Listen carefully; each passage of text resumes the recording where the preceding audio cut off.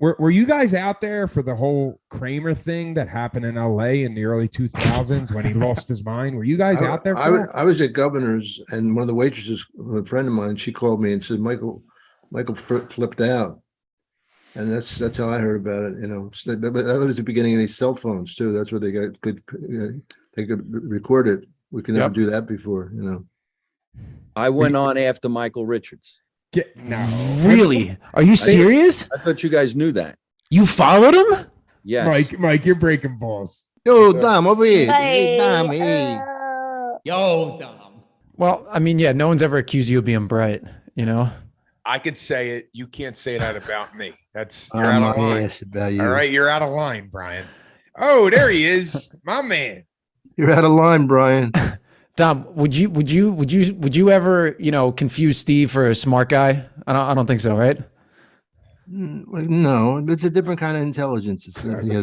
I got street smarts, Dom Irrera. Let him know. Yeah, he can give you direction anywhere. You can't miss it once he gives you directions. No, but I don't give them the actual address. I say you got to turn by the hospital. I give like points. A view of the area. Also. There you go. 13th and Rittner, 12th and Packer. I never give you the actual address. I give you bullet points. How long have you doing this bit? I think we need to polish it up before we do it on the air. How you doing, Dom? Good to see you, man. Good to see you too, Brian. Yeah, what's going on your end? I was just looking for sunglasses all day, like I usually do. I usually get up about 7:30 and start looking for them. Just found them. My babe. You just got to make sure you get them before the sun goes down. Otherwise, you just got to start all over. Smarter than you little prick. It just came out like that. It's art. We started yet?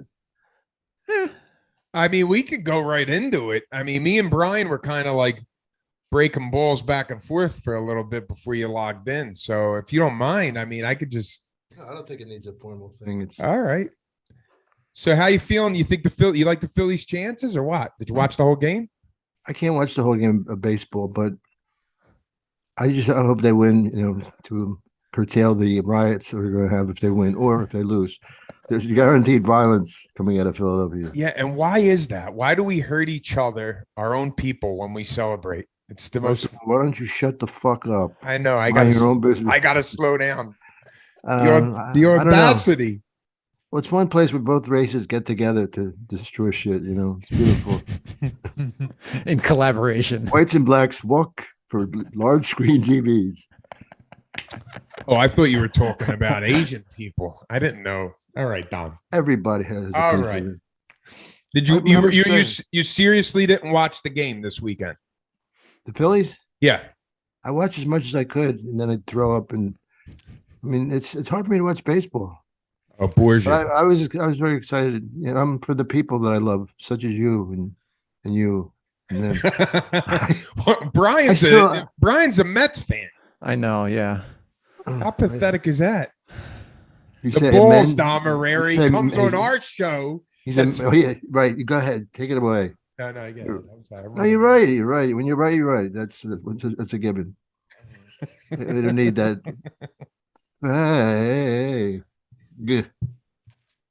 It's very exciting to be from Philly and winning, and it's like a blacker version of Boston. I don't know I was just up in Boston this last weekend. It's a nice city. It reminds me of Philly. Not as fun though. I don't think. Boston? Yeah. I like Philly much more than Boston. Oh, you're just doing that because we're from Philly. I'm not. You're so shallow. I look like Lazarus. I'm so fucking pale.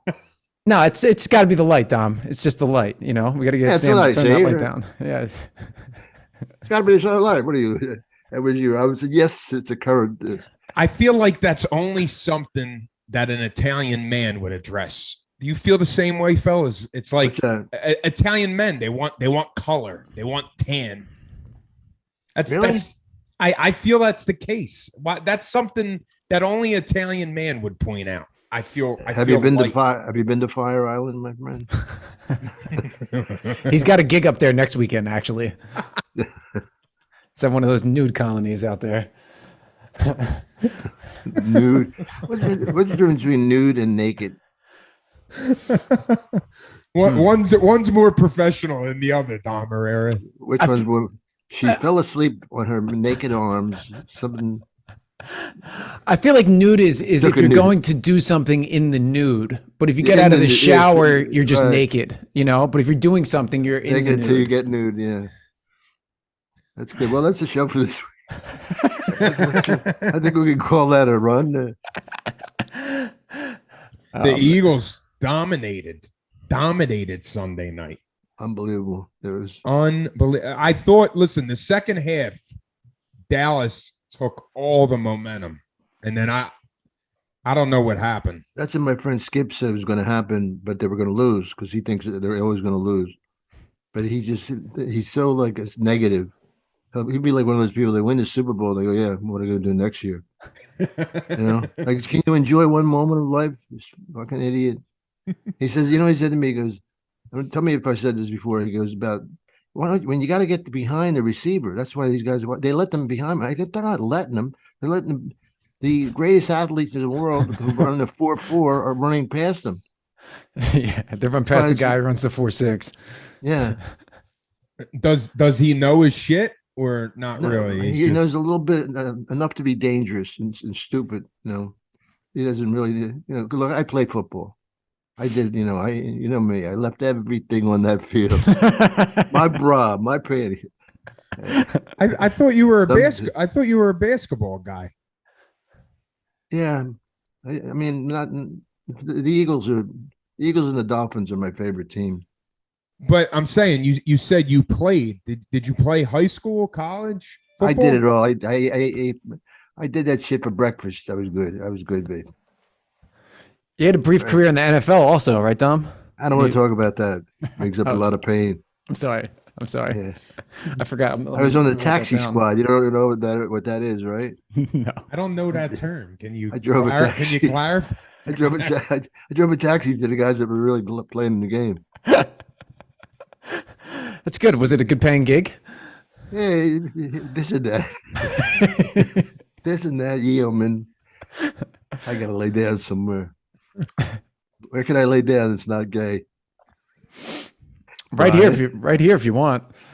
I always think you guys are still here in the building. I can't get over this Zoom thing. I went to the bar last week to see if you were going to surprise me. But speaking of surprise, do we have a guest today? Surprise the guest? He actually just came in right on cue. He did? Whenever Dom feels the show's going a little flat, Let's get that guest out here. He throws the pitch in.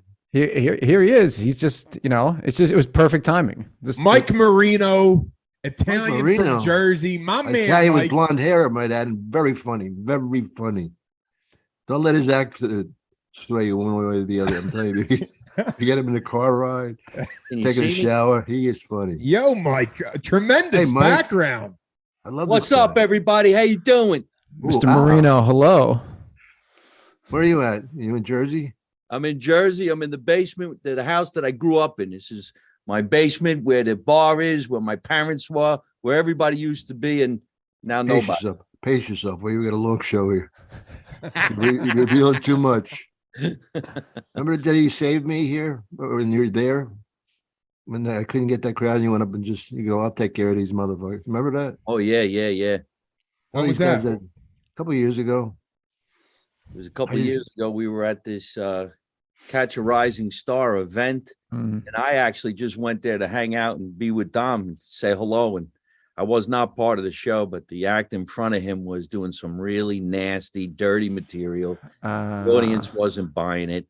And Dom just looked at me and I went, I got it. He took a bill for him. He did great. Oh, the opener brought down the room. Yeah. Wow. I don't even remember who it was. I remember the whole feeling. Do you guys give rules to, like, if someone you're working with somebody over the weekend that you're not familiar with their work, like if they work clean or not? Like, what's your opinion on that? If someone's in front of you, like featuring or hosting, do you like tell them to work clean or? No, I don't tell them. I mean, I just play the moment, but don't go. Don't do my act. That's for sure. Joey Bananas and all that shit. What do you, Mike? What do you care? For me is I would probably hopefully know the person that I'm working with so they would Yeah. know better. Most Right. comedians should know better. You should be able to read the room. But when 100% of the audience is there to see Dom Irrera and you go From up on television. stage, this particular guy, and he takes Yeah. it down a street that nobody's going. Right. And you wonder to himself why he's not even getting the fact that they're not taking the ride. It was just filthy, dirty material, and it was, I love that you came in for me. It was like a relief pitcher. yeah. I got this one, kid. Relax. I got you. You owe me a favor. Yeah, So- me and Brian were talking to Tom Dreesen on an old podcast we used to do, and I think you Tom, meant to say Tom Dreesen was talking to you. I love him, but he never stops with the talk. We were listening. We were listening. No, he's got great stories. He does. Amazing. And Tom was telling us like he had a pretty long career as an opener, like opening for Sinatra, Yeah. Sammy Davis Jr. And he said something that was like really. He said What do something. you, I'm just thinking. I'm thinking where you're going to go with this. No, I he just. remember me and you, I forget the guy's name, but we said, how many times he's going to say Frank Sinatra? He'll find any way. He'll find any way to get this. I was having a Frankfurter the other day. Speaking of Frankfurters, I work with Sinatra, But anyway, No. Tom was saying when you're an opener and the headliner has that leverage, you got to go by either the club or the venue's rules or the headliner's rules. And that's just what it is. That's, there's one club I work in Philly and it gets a lot of negative feedback from national headliners that come through because the guy puts up like 3 or 4 guest spots in a show. And usually whoever's closing, the headliner gets aggravated because he needs to follow like 7 acts doing 8 to 10 minutes each. Right. Like the club's burnt out by the time the headliner gets up there, stop by the time you get up there. But Does that have anything to do with? How you doing, Mike? He's right. That can be a bit of a pain in the ass. Get all these people showing up saying, hey, this is what I'm going to do before you ever get to the stage. And like, come on. But then again, you got to think about the time where you were new in the business and you needed a guest set to be seen, get in the game. So it's kind of a catch-22. And then, I was a headliner. I would every place I went. When I was the headliner. They come out of the tub. He's a headliner. Can't talk anymore. Mike, what's kid. going on, man? How's you're doing the cruise ships right now, right? See on your social media, you keep them really busy.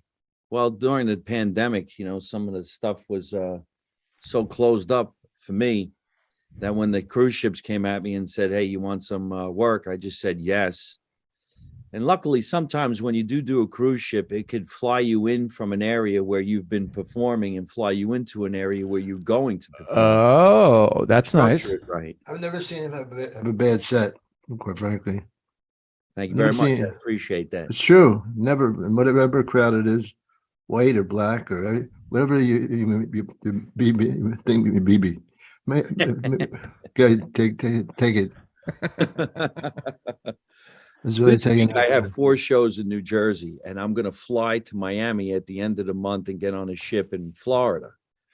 And then I'll go out there for a week, and it's going to land in Florida again, and I have shows in Florida. So sometimes you can really make routing work for you with cruise ships involved. I think there was a time where it was very difficult, but now it seems to be okay, and they pay for the flight, so you might as well do it. Oh, that's beautiful. How is that? Like, do you have to give them like a long commitment, or is it just kind of like you do this trip or that trip or whatever? How do they work it? Before the pandemic, I was doing 1 week a month. Okay. I had guaranteed a living for a Wow. year, Right. 2 years. Do you go Pandemic alone? hit, Do you- they wanted you go by yourself. I go by myself. You could bring somebody. I like to bring a big fat whore. Why so fat? Yeah, why does she got to be big, Dom? Hey, that's my business. A little Hey, trim hey. one wouldn't be so bad. The rooms are kind of small. Yo, Mike, I watched your dry bar special. Great Yeah. shit, man. That was awesome. We taped that during the pandemic. They had like maybe 30 people in a room. It was in the afternoon. Nobody was drinking. That's why they call it dry bar. It's a dry comedy club. Nobody drinks. They had Coca-Cola and popcorn. Woo! Yeah. No Okay. cursing, no swearing.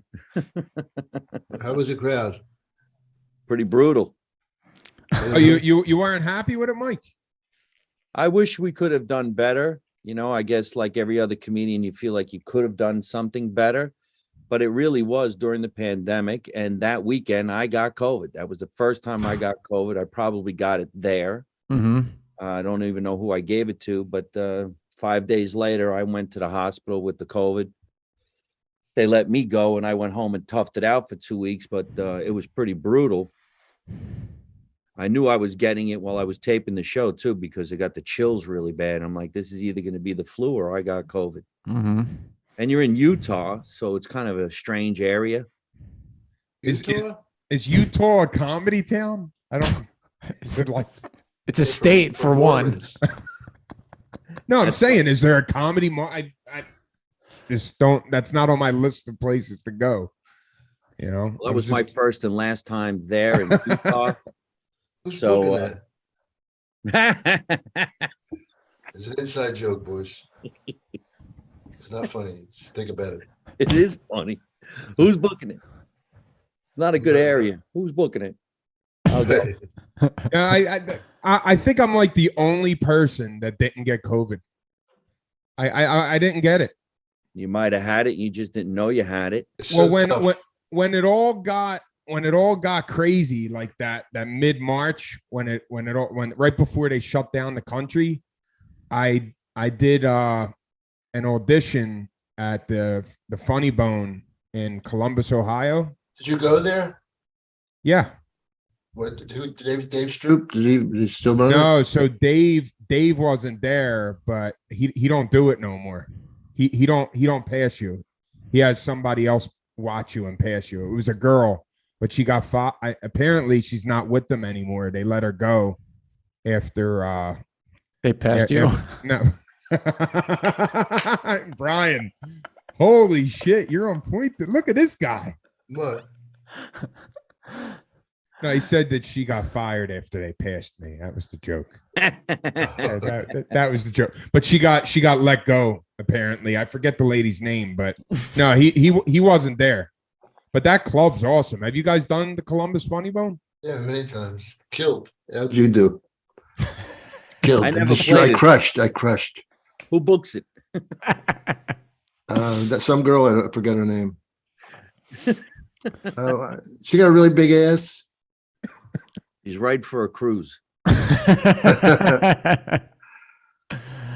there any cruises that you don't have to work clean, or you got to work clean on all? Yeah, I worked one with the Impractical Jokers. Those guys, you have to clean for Lewis Black, and something for the '80s. I did something like with Michael McCarthy.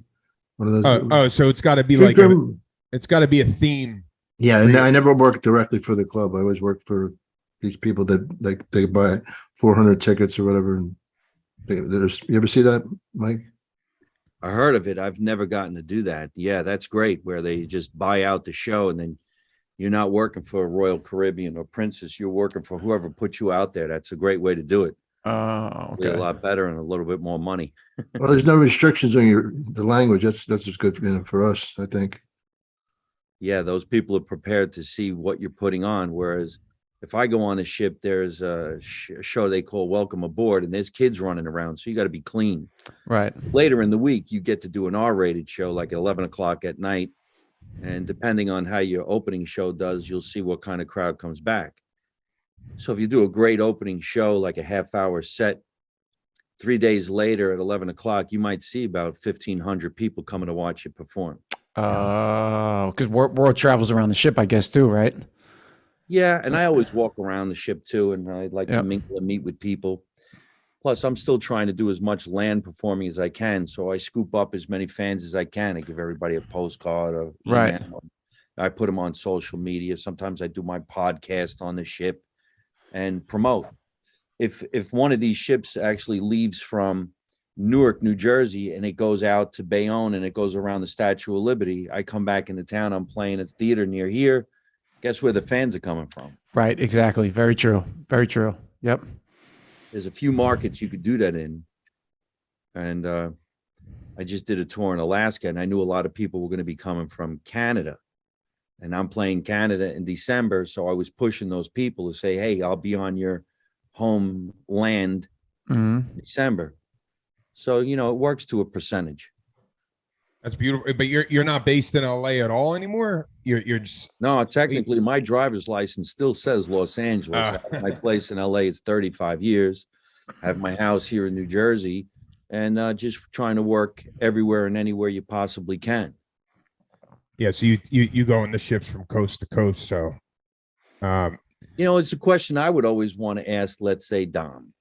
You know, we love to perform at the Comedy Store. We love to perform at the Laugh Factory. But when do you cut the umbilical cord and say, I got to go make a living? This is fun. This is great. But I didn't end up getting a development deal. I'm not really booking any TV shows. I'm not banging out all these major movies. But if I went on the road, I could make a lot of money. So when do you say, hey, okay, this is great. Time to go? You would say it maybe next Wednesday. You know, the Comedy Store, the main room pays about like $450, $500 for Saturday night spots. That's pretty good. That's great. For 15 minutes. Yeah. You got it in your own bed. I'd rather do that than get 5,000 on a fucking trek. what was it? Was it always like that? Yeah, ever since the before me, if they believed there was time before me. You know, they give you like half of the door. They had the strike. That was the deal they made out. So it's great because it's always sold out. I thought you guys were weren't you guys both Laugh Factory guys for a while? That was like your home base. No, I just a whore with all 4 clubs. I go before. You worked them all, yeah. I cut my teeth at the Comedy Store, but that was in the 90s. I don't remember playing the main room, going home with a couple $100. We played the main room. He made $100. Then he got $15 for the other rooms. When I went over to the Laugh Factory, that became my home club, and I loved playing there. Plus, you could play the one in San Diego. There's one in Long Beach, and then, of course, there's one in Reno. There's one in Vegas. So it became a little bit easier. What do you think your favorite place to play is? It's always interesting to me to hear where comedians like to play, like big room, small room, medium size, like, you know, what do you like? 300 for a comedy club, I would think, and you know, at least 1,000 for casino. Yeah. Couple you, thousand. Mike? Sounds about it. Just like that. 300 is a great crowd in a club. Boy, they're nice and tight. And The Governors is like that. You do Governors, don't you? yes. I love that club. It's in Long Island. Me and Dom we're big time comedians at one of the most famous clubs in the world, the Casbah Comedy Club in Wildwood, New Jersey. Wow. I'm pretty sure. Is that bar still around? No. No, it's a Greek restaurant now. Oh, okay. But I remember walking past that when I was a kid. Really? Most people Yeah, did. it was closed by the time I started hitting all. All the right, you got to bars. rub it in how young you are. Do you ever understand we have feelings at this age? No, it was gone before I started hitting all the Wildwood bars. That's all I'm saying. I'm not trying to take shots at you, Dom. I was there for your parents' birth. Yeah, Mike, what was your Jersey Shore? Was it Wildwood, Atlantic City, Margate, Ventnor? What was your Jersey Shore? Belmar. Yeah, see, they were up there. We were like Long Beach down to Yeah. Cape May. You were. Yeah, like Cape May, Margate, Ventnor, I love the Crest, Wildwood Crest, all those. Wildwood Crest. Brigantine, right near where the Brigade is at. Its own little island. Yeah, Brigantine. There's only one way in. There's only one way out. That's ominous. On a You wave. realize there's only one way out. Have a nice day. One of the greatest runs was to play the Jersey Shore in the summer. So if you could get a week at the Casbah Comedy Club, and then the second week would be at the Borgata, it was great. Because you're always at the beach if you got it in the summer. Mm-hmm. And great times. When did you and Dom first work together? Probably at the like the Laugh Factory, those places. But I it's- met but it's- Dom when we were at the Comedy Store when I first got passed from Mitzi back in the day. And then I Wow. really got to know Dom in the Montreal Comedy Festival. AFL. that was great, wasn't it? I remember doing the Italian show or the Wise Guy show. And Yeah, the Dom group. was yet you were getting ready to go on stage, and for some reason or other, you decided to just walk past another comedian while he was performing behind him, and the whole place fell out laughing. And he thought he was getting a laugh. So We used to do that. We used to do that in Ireland. In Ireland, we used to do this theater, and like one of us would get him with a broom or a mop behind the guy, just and the audience is howling, laughing. He's thinking he's doing great. I so, think. so how'd you get Mike? How'd you get on a show together? How'd that happen? Like who put that together?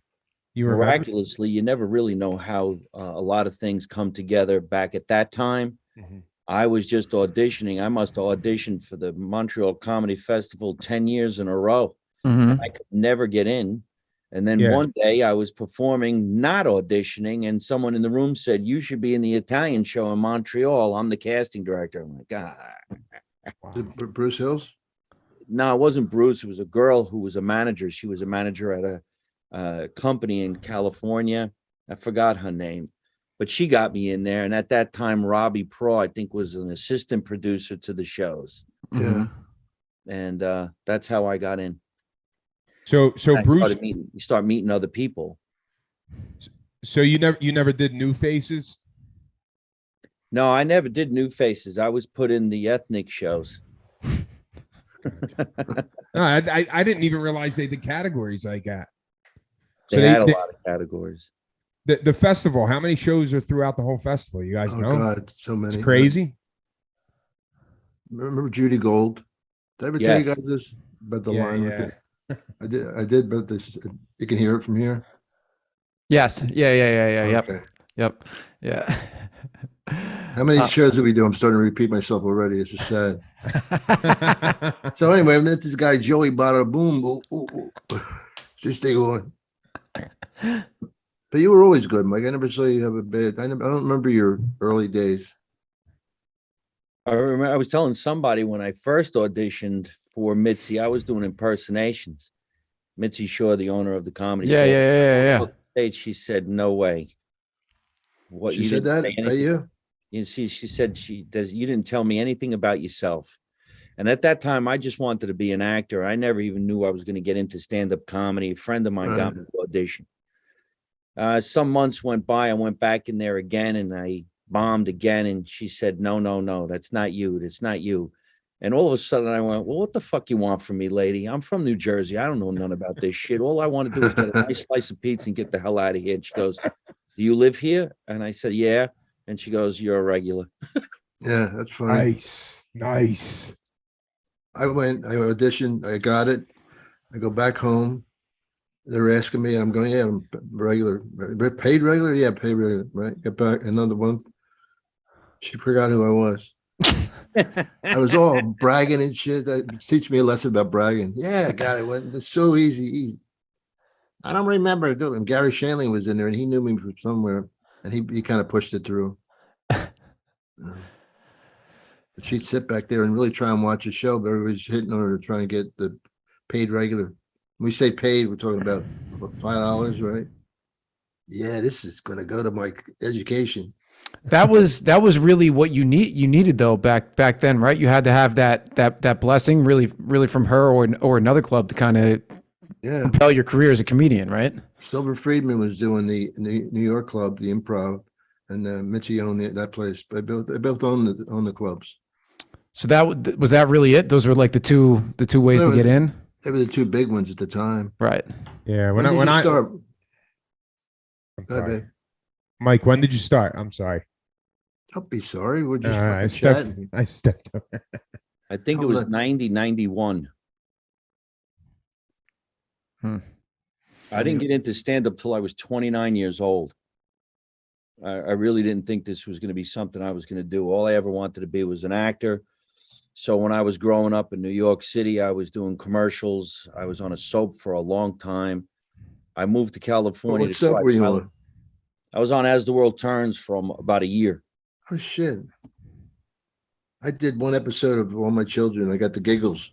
I was a priest, and it was an under 5, so I couldn't do I had to do something under five words, right?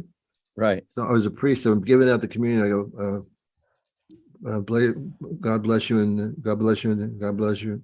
And then I just started changing the voices, going, oh, God bless you, and God bless you. And the actors started laughing, and then I started going, oh, God bless you. We were making this fucking, and it was the funniest thing I was ever in. Of course, they didn't keep it in the show. Yeah. Oh, they cut. Yeah, I'm sure not. Yeah, you can have to, it's a serious. Yeah, Brian's typing on the computer. He's looking up the scene. I'm trying to see if I can find it. I love it. I still use it as a credit. That's hysterical. Most of my credits, those shows don't even exist. You did a whole fucking year. That's great. What'd you say? I said the shows don't exist that I was on. I did an under 5 on a few different soap operas. Then I did an under 5 on As the World Turns. Then they had this other thing. It was called a day player. So I went back on As the World Turns as a day player. They started to like what me and the other characters were doing. So they kept it on the show.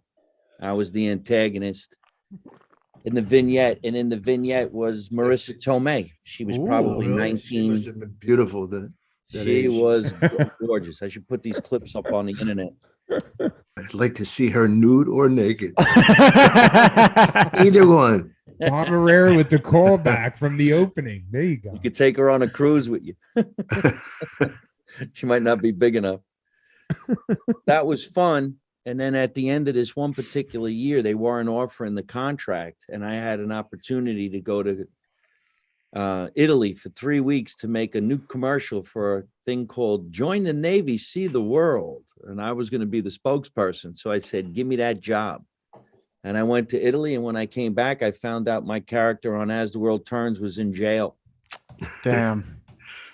Then after that, I made some good money. I figured, let me go to Los Angeles and try this thing called pilot season.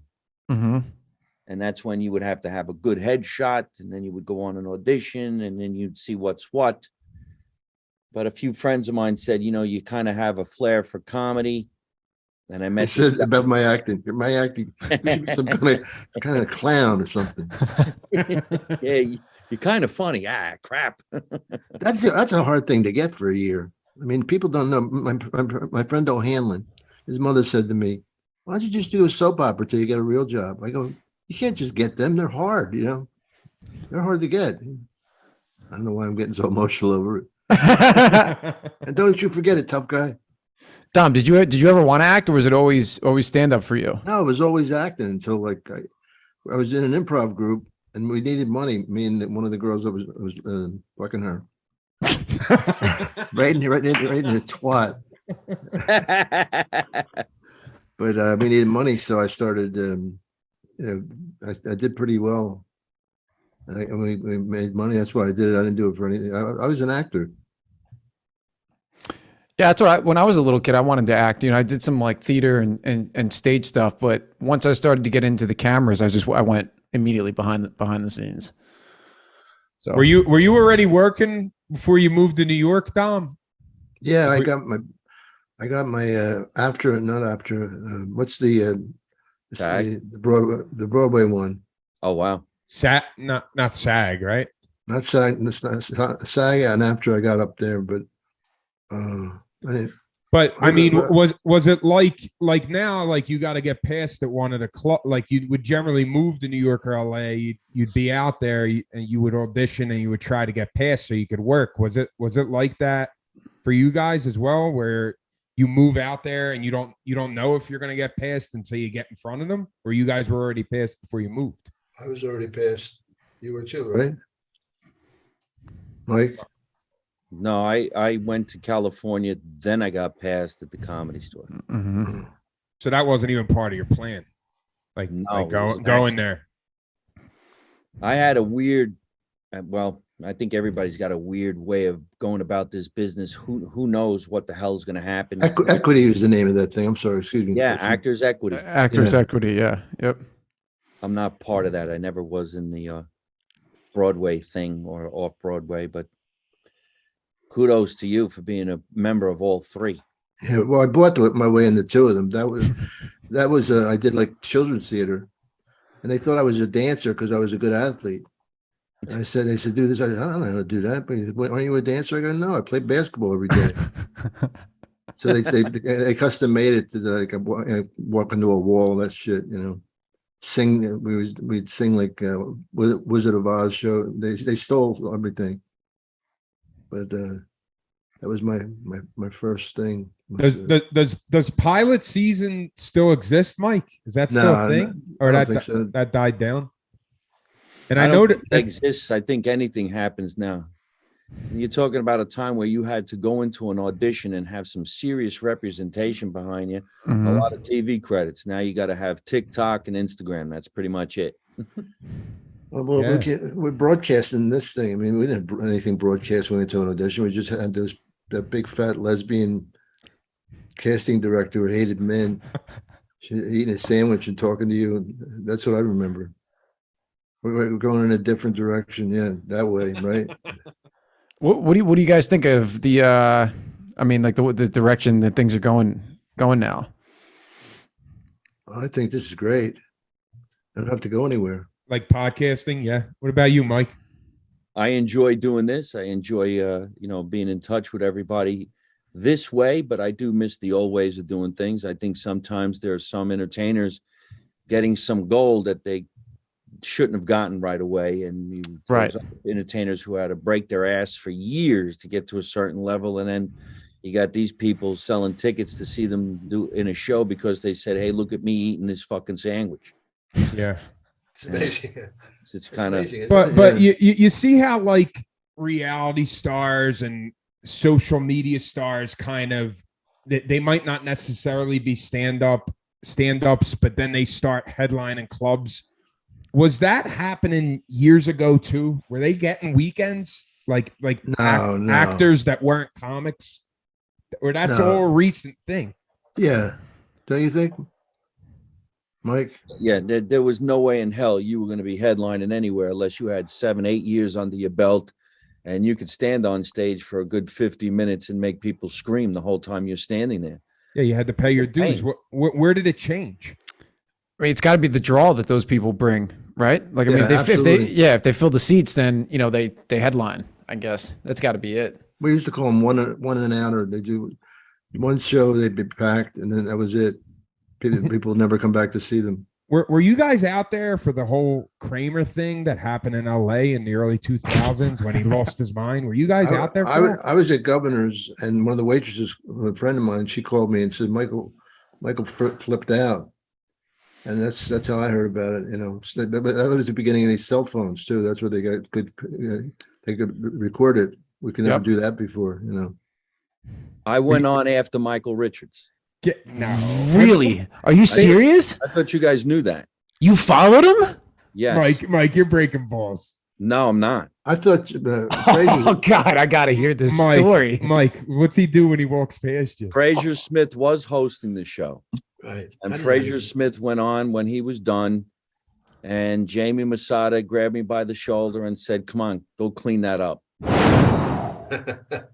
How following that? Oh my! Are you kidding me? No, what really happened was there's 3 shows, and Dom will tell you this. on a Friday and Saturday night, there's 3 shows. But if the Friday night third show doesn't have a lot of people, sometimes they let the second show continue and they don't stop it. They call it just rolling it over. Okay. There was a bunch of kids in line and they wanted to go in and razz up their 21-year-old kid, buddy, who just turned 21. It was his birthday. At that time, maybe, Dom, you remember Brother Woods was working the door. Big brother of a dude. We were standing out there. It was me, Brother Woods, and Sinbad, who I had never met in my life. Just one night, I'm talking to him. So the kid said, hey, we want to go in there. And he goes, it's his birthday. So who's in the midnight show? So Brother Woods says, Mike Marino is. But I tell you what, why don't you go in there now? Michael Richards is on stage. So when they went inside and they went up into the balcony, they were basically ordering drinks. They weren't really heckling them. Right. So the one kid said, hey, raise up my friend. It's his birthday. He's 21. So a normal comedian like maybe Dom or myself or somebody else would have said, hey, here's a drink. Happy 21. And then you continue with your show. Right. Mike Richards, for some reason or other, just said, just shut the fuck up. And the kid said, you suck. And he called him the N-word and again and again. And he kept on going. And I wasn't next. I was waiting to be last in the last show. There was a bunch of other comedians waiting. Wait, are you watching this, Mike, from the side? Yeah, I was in the back of the room watching. Jesus. With a bunch of comedians who were waiting to go on. There was Right. Johnny Sanchez and a couple other guys that we all know and respect and love being around. Great comedians, right? They would have took care of this in no time. So for some reason or other, Jamie was just like, come on, Marino, let's go, because the staff was afraid to go inside and cash out the checks. Right. They thought there was going to be a riot. Right. He took the microphone and he threw it on the ground and he walked off. And then you hear all those oohs and ahs. So Frazier goes, and now Mike Marino.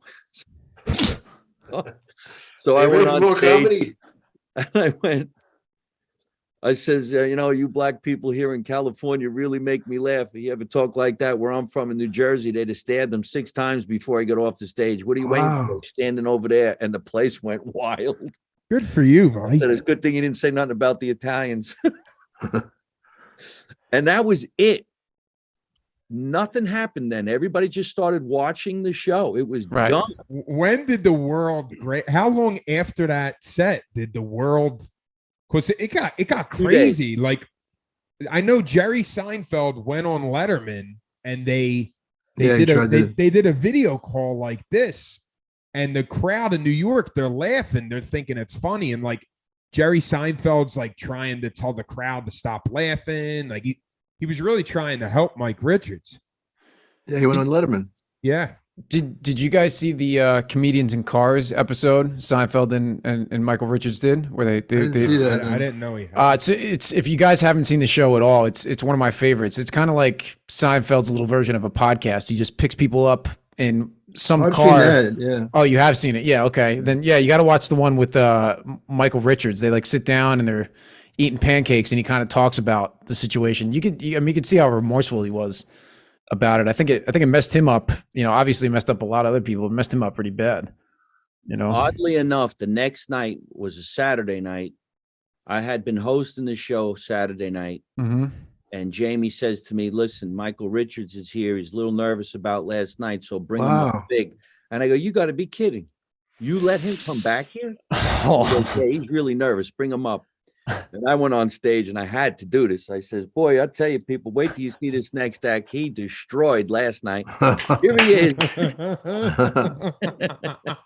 That's great. It broke in the news on Sunday. And they have a show out there called Chocolate Sunday. And what a great place for that to hit. Right. Oh, man. Yeah. It's another night at the Laugh Factory. Well, he was so jealous of the young guys who were doing well, because he's Kramer and he's a big deal. And then when he goes to Michael Richards, he's boring. Remember how boring his stand-up was? Once he got to religion, he was done. Gets a standing ovation. Now, this is just in general how I saw the whole thing evolving over the weeks. You could see he was getting pissed that the young guys were killing, and he's having trouble. After he entered the room, he'd get a big thing. And when he left, but in between, he sucked. You know. That's true. So he probably wasn't getting anybody to help him write or anything. That's crazy. Because I remember when me and I asked Brett Ernst on a podcast if he was down there for when that happened, and Brett had a story about him and Sebastian being around, something along those lines, that Sebastian and Brett were around, and Brett crosses paths with him and sees him in a green room a little bit after, like before the news dropped, and apparently like Kramer was trying to like justify why he did that. He said, "I'm a theater actor. I do a lot of improvisation. You know, Right. you guys are trained stand-ups," like something along those lines. But man, he really lost his shit.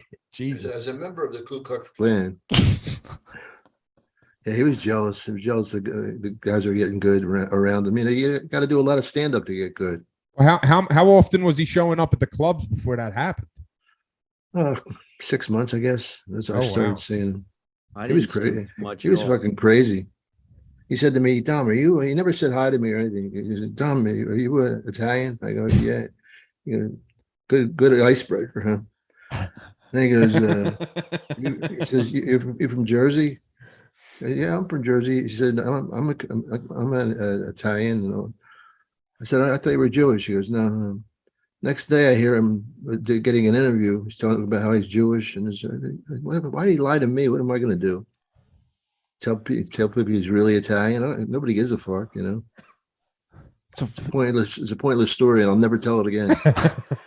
it's a weird conversation. I remember when I first started playing the Comedy Store, one of the greatest nights was when they would do a night of 1,000 Guidos, and they had all the Italian comedians. And we used to watch Dom get up on that stage. And that's when I first met Sebastian and Brett and Mike Ricca. And that's when I remember one night, Andrew Dice Clay started emceeing the night of 1,000 Guidos. And I was like, wait a minute. I thought this guy's name was Silverstein. And I could have sworn Dom had a little bit of an argument with him backstage. And one night they actually had Kathy Moriarty host the show. Oh, I remember that. I didn't see it, but I'm poked up. She looked like she was going to pass out. And then you get some of the younger guys who are trying so hard to cut their teeth, and you're in shock. You're meeting these people. You're thinking Raging Bull. And then you're like, wait a minute, this sucks. The fuck is this? And before you know it, it's 2:00 in the morning. Then, okay, now you go on stage. Yeah, I think Tammy Pescatelli was talking about that show too. She did it, yeah. I thought Dice popped in. I didn't know he was booked on the lineup. I was booked. I tell you, yeah. Him and I are friends again. Oh, there was We forgot we were mad at each other. So why we had an argument, I didn't even know. Are you? I said he was an Italian wannabe. What? Hey Dom, are you comfortable saying where the beef started? No, I don't even remember really. Oh, really? Wow. I think I just busting his balls about wanting to be Italian. How you doing? Yeah. Did you guys start together, Dom? Like at around the same time, or he was a little before you? A little bit before me. He was doing impressions. Yeah, I remember you were saying that with Vic. He's a good actor, I think. He's a really good actor. Yeah, he's been doing a lot of acting work the past couple of years. He got a pretty good push on Entourage in the mid 2000s. I remember that. Who's the guy that from Entourage who wanted to be a stand-up? Oh, he's still doing it. Jeremy Piven. Oh yeah. Yeah, he headlined a casino in Philly last week. He's like a robot. He's like a robot stand-up. You know, it's so perfect and qualified. Like the computers did it. No soul to it. You know. I mean, but you see that. You see a lot of actors and reality stars trying to headline. I mean, is the expectation like when these guys? I haven't worked with many of them. When they headline a club, are they doing? Is the expectation to do 45 to an hour like you guys? Like no, they're just hoping they sell some tickets. That's the whole thing. Get the rumors that this guy's here. I mean, Jeremy's an excellent actor, but he ain't a stand-up. you have any experiences with that? I've worked with Jeremy Piven at the Laugh Factory a bunch of times. And there's a lot of guys who come off of major shows. Now they're going to sell a lot of tickets. Are they going to put on a good show? Maybe not. Maybe they're going to be like you were saying before, one and done. The whole audience goes, "Oh my God, I met him, but I would never pay to see that again." It's an abomination of stand-up comedy. Yeah, it is. I remember when the Jersey Shore show was really hot, and they said that Snooki sold out 1,000-seat theater at $60 a ticket, and she taught people how to fist pump. Who buys a ticket to see that? And then you got all these struggling comedians who could blow a room away, never hit that goal. So it's. I think What's that's his name? Joe. Remember that guy Joe, whose wife was shot in the face? Yeah, Joey Buttafuoco. Joey Butter. He was doing stand-up for a while, Long Island. That was unbelievably fucking terrible. He ended up being the doorman at the Rainbow down the block from the Comedy Store. That's where he belonged. I wonder whatever happened to him. Is he still alive? I don't know. He's dead to me. Did you guys I miss him. Did you guys catch the tape of the girl getting the beer thrown at Yeah, her? I saw it. Jesus Christ. People are losing their fucking minds. Yeah. Well, Mike, did you see that clip? That's Uncle Vinnie's Comedy Club. It's about an hour's drive from where I'm sitting. I used to perform there all the time. And that has got to be the nastiest thing you could do to anybody for any reason. Now, that hit the wall really hard. yeah. So did they throw it on purposely away from her to make that thumping sound? Or did somebody really want to hit the person? Because what if it did hit the person? What if that hit her? You know, She got a lot of mileage out of it. she got 4 million views, and then she gets on Jimmy Kimmel. I wanted to call Kimmel and say, I've had shit thrown at me my whole fucking life. And this is what you do. Come on, man. I had shit thrown at me. I wasn't even on stage. Any story you remember in particular getting thrown at you? No, not really. But I would just assume if somebody threw something out like that at me, I wouldn't be on the stage more than 2 seconds. I would go flying into the audience and start swinging. That's what's so crazy about it. Like a dude throws that at a female comic. It's like, when's it stop? When's it stop? You know? If you listen to the dialogue, I think it might have been thrown by a female. Oh, I thought it was a guy. I'm not really sure. And you got to also think about this. That's a club where you bring your own alcohol.